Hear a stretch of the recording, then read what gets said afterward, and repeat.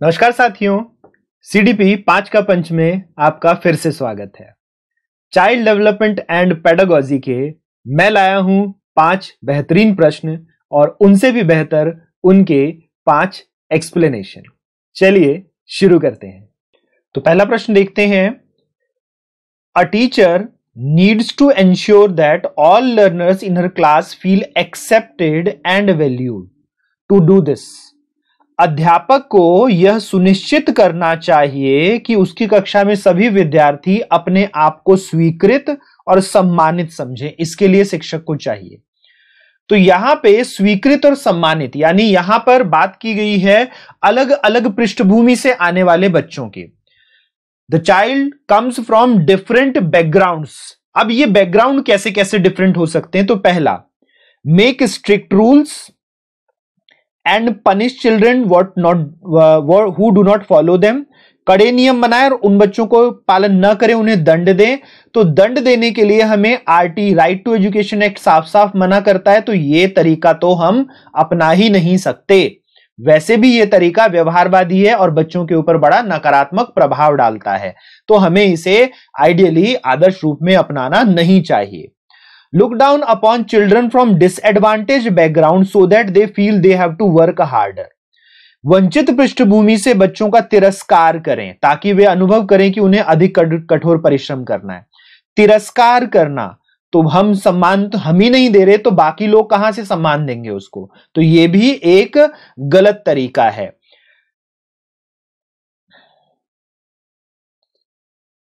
Find out who speak good English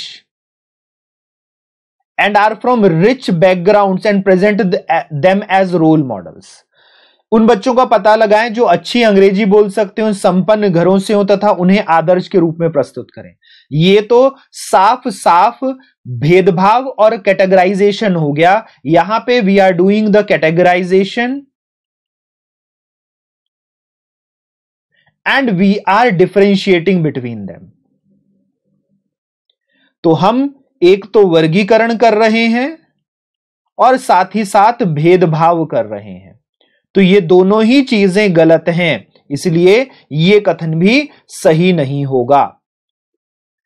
lastly देखें, get to know the social and cultural background. उनकी सामाजिक और सांस्कृतिक पृष्ठभूमि की जानकारी प्राप्त करें।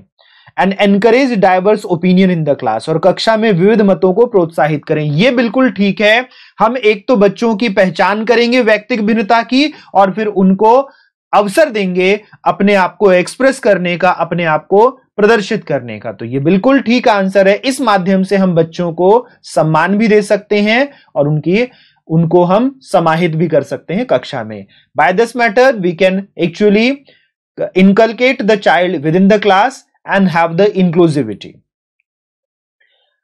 अब हम नेक्स्ट क्वेश्चन को देखें। तो Suresh generally likes to study alone in a quiet room, whereas Madan likes to study in a group with friends. तो मदन समूह में अपने मित्रों के साथ पढ़ना चाहता है। सुरेश सामान्य रूप से शांत कमरे में अकेले पढ़ना चाहता है। अब यहां पर हम देखें तो दोनों के अंतर क्या है? काम करने का तरीका। तो यहां पर स्पेसिफिक वे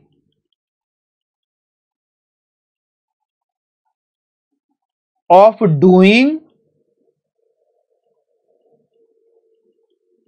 समथिंग और फंक्शनिंग,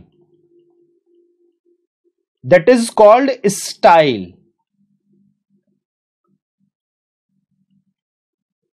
कुछ करने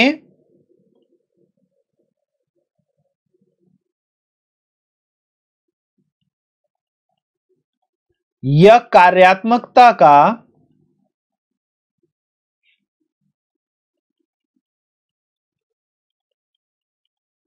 विशिष्ट तरीका, यह परिभाषा है शैली की। और क्योंकि दोनों बच्चों के पढ़ने का तरीका अलग अलग है, सुरेश का शांत बैठ के और मदन का दोस्तों के बीच में समूह में, अकेले शांत बैठकर और मदन का दूसरों के बीच में समूह में, तो ये जो तरीका हम देख रहे हैं दोनों का तरीका अलग अलग है और ये पढ़ने का तरीका है, इसलिए ये कहलाएगा लर्निंग स्टाइल, अधिगम शैली। दोनों बच्चों की अधिगम शैली अलग है। Both students have different learning style. Next देखते हैं।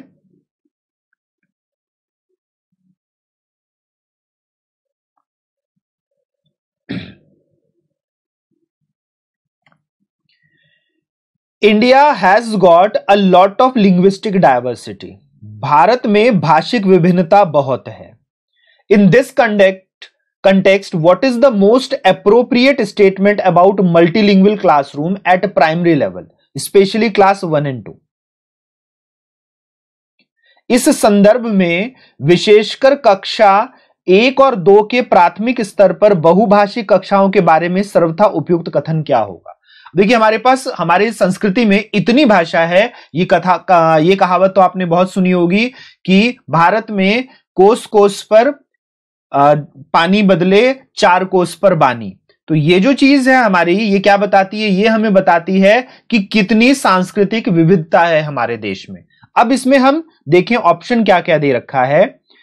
Student should be penalised for using their mother tongue और लोकल लैंग्वेज। शिक्षार्थियों को अपनी मातृभाषा स्थानीय भाषा प्रयोग करने पर दंडित करना चाहिए। एक तो दंडित करना गलत है, दूसरा मातृभाषा का प्रयोग, क्योंकि प्रथम शुरुआती प्राथमिक स्तर पर जो लर्निंग है, जो अधिगम है, वो मातृभाषा में ही देना चाहिए। ये 1968 के नेशनल पॉलिसी ऑफ एजुकेशन, 1986 के नेशनल पॉलिसी ऑफ एजुकेशन, राष्ट्रीय शिक्षा नीति 1968 और 1986 दोनों में कहा गया है। और इसके बाद एनसीएफ 2005 का भी रिकमेंडेशन है।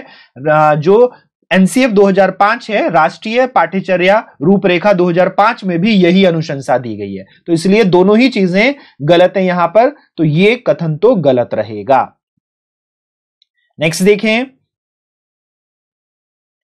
School should admit only those students whose mother tongue is same as the language of instruction. विद्यालय में उन्हीं बच्चों को प्रवेश दिया जाए जिनकी मातृभाषा वही हो जो शिक्षा के लिए अपनाई जा रही है। यहां पर फिर से हम आरटीई का उल्लंघन कर रहे हैं। शिक्षा के अधिकार अधिनियम में सभी बच्चों को समान रूप से अधिकार है विद्यालय में प्रवेश लेने का, इसीलिए यह कथन भी गलत है। प्रवेश के आधार पर हम भेदभाव नहीं कर सकते प्रवेश में भाषा के आधार पर।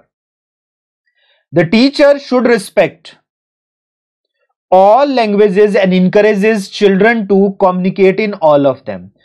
शिक्षक को सभी भाषाओं का सम्मान करना चाहिए और सभी भाषाओं में अभिव्यक्ति के लिए बच्चों को प्रोत्साहित करना चाहिए। यह बिल्कुल सही कथन है और एनसीएफ ने इस कथन को ही नाम दिया है क्या? Multilingualism in the classroom. इसी को एनसीएफ 2005 ने कहा है कक्षा में बहुभाषा प्रयोग। तो उत्तर यही होना चाहिए। चौथा कथन भी देख लेते हैं। The teacher should ignore children who use their mother tongue. जो बच्चे कक्षा में मातृभाषा का उपयोग करें, अध्यापक को उनकी उपेक्षा करनी चाहिए। उपेक्षा करना, इग्नोरिंग भी टीचर के लिए गलत कथन है। तो उत्तर यहां तीसरा रहेगा। अगले प्रश्न की ओर चलते हैं। What is meant by nature in the nature nurture controversy?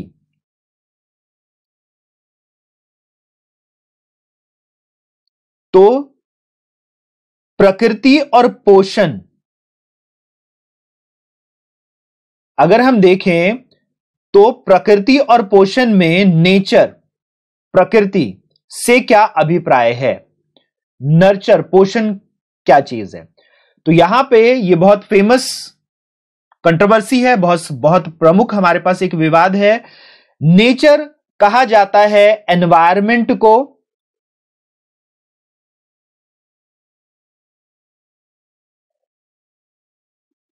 जो नेचर है, नेचर यानी प्रकृति, प्रकृति कहा जाता है बायोलॉजिकल और हेरिडिटी इंफॉर्मेशन को, जैविकीय विशिष्टताएं और वंशानुक्रम सूचनाओं को। तो उत्तर तो यही होना चाहिए।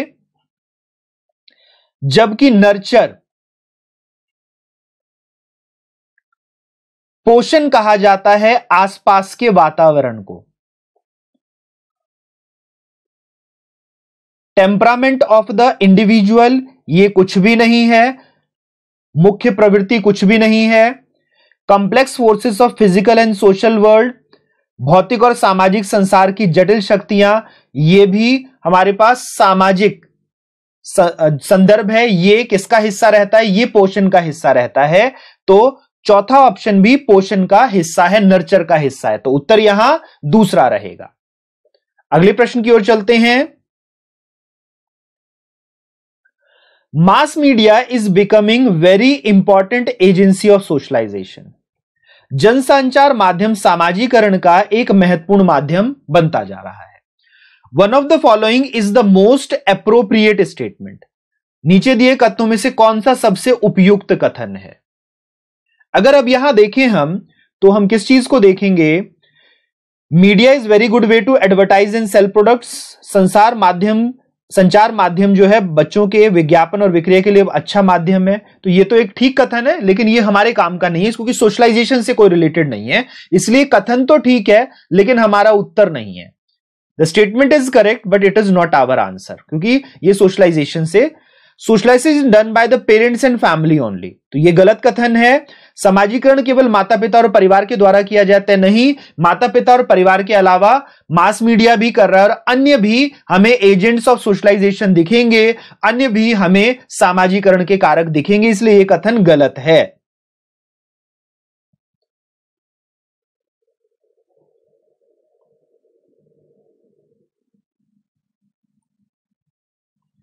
तीसरा देखते हैं, access in mass media is growing and mass media influences attitude, values and beliefs.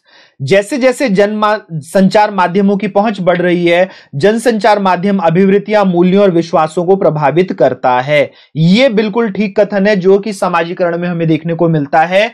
अब जो हमारा सामाजीकरण है वो प्रभावित होने लगा है बहुत हद तक जनसंचार माध्यम से, मास मीडिया से। फिल्में, टेलीविजन, सोशल मीडिया, ये सब बच्चे को और वयस्कों को बहुत हद तक प्रभावित कर रहे हैं। Children can not directly interact with media. बच्चे संचार के माध्यमों से प्रत्यक्षतः नहीं अंतरक्रिया कर सकते। यह कथन गलत है। बच्चे अंतरक्रिया कर रहे हैं और बच्चे बहुत ज्यादा इंटरेक्ट करते हैं मीडिया से। तो उत्तर यहां सामाजीकरण के लिए तीसरा रहेगा। तो साथ ही उम्मीद करता हूं कि आपको ये सभी प्रश्न बहुत बेहतर ढंग से समझ आए होंगे। मेरा ये जो प्रयास है, ये उन क्वेश्चंस के लिए आपकी समझ बनाना है जो अब अलग अलग रिक्रूटमेंट एग्जाम और अलग अलग एलिजिबिलिटी टेस्ट में पूछे जा रहे हैं। अब जो क्वेश्चंस होते हैं उनमें इन डेप्थ आपसे कंसेप्ट पूछे जाते हैं और उसकी बहुत बेहतर अंडरस्टैंडिंग पूछी जाती है। तो मेरा प्रयास सिर्फ अंडरस्टैंडिंग और कंसेप्ट्स को वापस बहुत बेहतर करना है। चलिए, जो लोग इस वीडियो को देख रहे थे उन सभी का धन्यवाद। फिर मिलते हैं साथियों, नमस्कार।